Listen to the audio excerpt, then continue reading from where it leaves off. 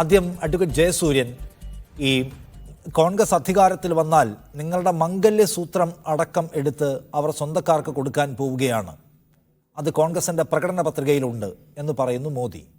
ഒപ്പം എല്ലാവരുടെയും സ്വത്തുക്കൾ എടുത്ത് നുഴഞ്ഞുകയറ്റക്കാർക്കും കൂടുതൽ കുട്ടികളുള്ളവർക്കും കൊടുക്കാൻ പോകുന്നു എന്ന് പറയുന്നു മോദി. രാജ്യം ആദ്യം കേൾക്കുകയാണിത്. തെരഞ്ഞെടുപ്പ് ചട്ടത്തിൻ്റെ ലംഘനമായിട്ട് ഇത് BJP അംഗീകരിക്കുന്നുണ്ടോ?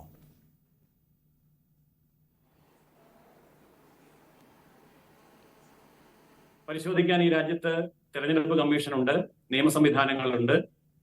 അവിടെ നിരവധി പേർ പരാതി കൊടുത്തിട്ടുണ്ട് എന്നാണല്ലോ ഇപ്പോൾ അങ്ങ് സൂചിപ്പിച്ചത്. ആ പരാതിയുടെ മേൽ അന്വേഷണം നടക്കട്ടെ. ആ അന്വേഷണത്തില് ഇഡിയുടെ സമൻസിന് മുന്നിൽ ഹാജരാകാത്തതുപോലെ ഓടി ഒളിക്കാനൊന്നും BJP ഉദ്ദേശിക്കുന്നില്ല. എന്താണോ എവിടെയാണോ പറയേണ്ടത് അത് വ്യക്തമായി പറയുക തന്നെ ചെയ്യും. ഈ കാര്യത്തിൽ വർഗീയമായിട്ടുള്ള അജണ്ട മുന്നോട്ട് വെച്ചത് കോൺഗ്രസ് ആണ്. ആ കോൺഗ്രസ് മുന്നോട്ട് വെച്ച അജണ്ടയെ പരാമർശിച്ചുകൊണ്ട് അതിനോട് പ്രതികരിക്കുകയാണ് പ്രധാനമന്ത്രി ചെയ്തത്.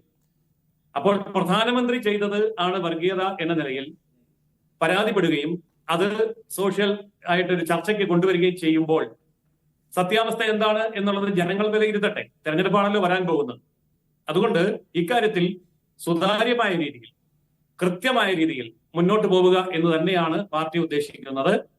ആ കാര്യം പ്രധാനമന്ത്രി വ്യക്തമാക്കിയിട്ടുമുണ്ട്. അല്ല, ഡോക്ടർ മൻമോഹൻ സിംഗ് പറഞ്ഞതിനെ ആവർത്തിക്കുക മാത്രമാണ് ചെയ്തത് എന്ന് പറയുന്നതിൽ എത്ര ശരിയുണ്ട് ശ്രീ ജയസൂര്യൻ? ഡോക്ടർ മൻമോഹൻ സിംഗ് വിഭവങ്ങളുടെ വിതരണത്തെക്കുറിച്ച്, സംഭരണത്തെക്കുറിച്ച്, ദുർബല വിഭാഗങ്ങൾക്ക്, ന്യൂനപക്ഷങ്ങൾക്ക് അത് വിതരണം ചെയ്യേണ്ടതിനെക്കുറിച്ച്, മുസ്ലിങ്ങൾക്ക് അക്കാര്യത്തിലുള്ള അവകാശത്തെക്കുറിച്ചൊക്കെ സംസാരിക്കുകയാണ്. അദ്ദേഹം വളരെ സാമൂഹ്യ രാഷ്ട്രീയ സ്വഭാവമുള്ള വളരെ ഉന്നത മൂല്യമുള്ള ഒരു പൊസിഷൻ അവതരിപ്പിക്കുകയാണ്.